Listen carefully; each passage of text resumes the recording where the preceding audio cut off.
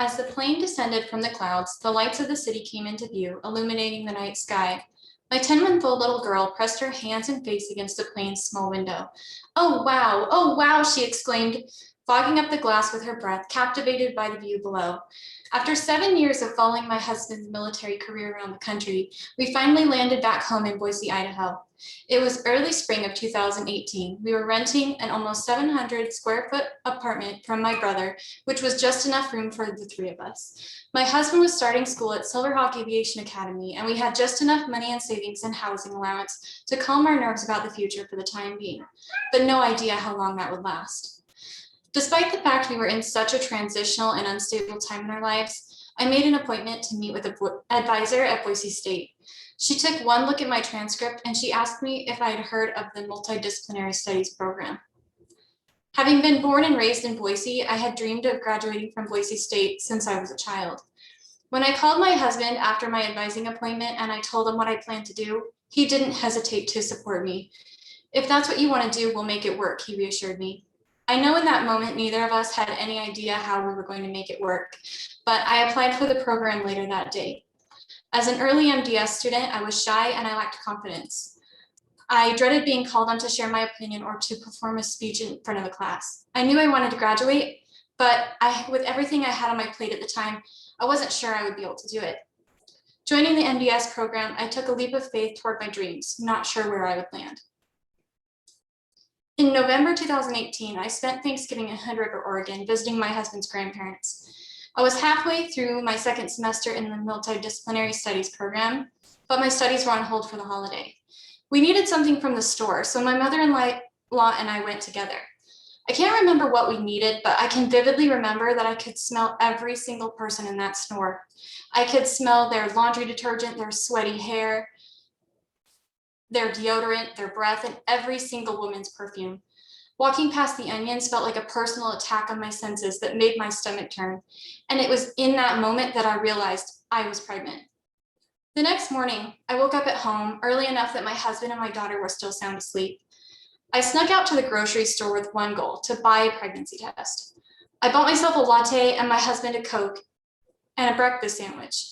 I was so lost in my thoughts that I left his bacon, egg, and cheese sandwich sitting there untouched on the Starbucks counter. Back at home, I stared at the developed test tube pink lines, confirming what I already knew in my heart. A million emotions and thoughts ran through me all at once, mingling with hormones to form tears in my eyes. I remember thinking, I guess school will just have to wait again. But I refused to quit. I got in 2 more semesters before Josie was born. During MDS 420 globalization, a full-term baby girl kicked around in my belly as I worked on my final project. During my journey through the MDS program, I went from a mom of 1 to 2. I worked full-time, I bought a house, and I gained confidence, and I learned I am capable of so much more than I ever knew. Having Josie forced me to take some time away from my degree again. This time, returning to school with 2 kids and a full-time job seemed almost more daunting, even impossible. There were so many things holding me back, and it absolutely would have been easier for me to wait for a better time. But if I had just kept waiting for the right time, I don't know if that would have ever come. I certainly wouldn't be graduating in August. My 2 girls are my whole world, and I'm so thankful for both of them. But being a mom of 2 means that my life is never going to be easy again, at least not for many, many more years.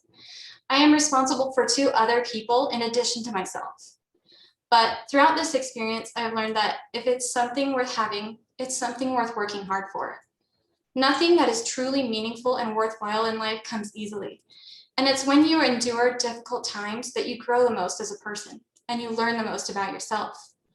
Throughout this experience, trying to finish my degree, I've learned that I'm so much stronger than I ever knew, and I am capable of great accomplishments. I'm capable of overcoming obstacles, and I'm not a quitter. Sometimes it's hard to believe I'm finally in my last semester of college, and I'm proud to say that the only reason is simply because I never gave up. I asked myself, if not now, when? And I stopped making excuses.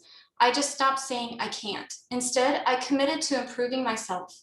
I made sacrifices and I worked late into the night after putting my kids to bed. And now, instead of asking myself, can I do this? I tell myself, I am the only one who can stop me. In August, I'll close a chapter of my life that I began 13 years ago, accomplishing a dream I've had since I was a child. On that day, I'll pose proudly for pictures in my cap and gown, with one of my children on each hip and my husband beside me. It is because of my girls that I wanted to finish my degree, and it is because of my husband's unwavering support that I was able to complete it. There truly is no place like home.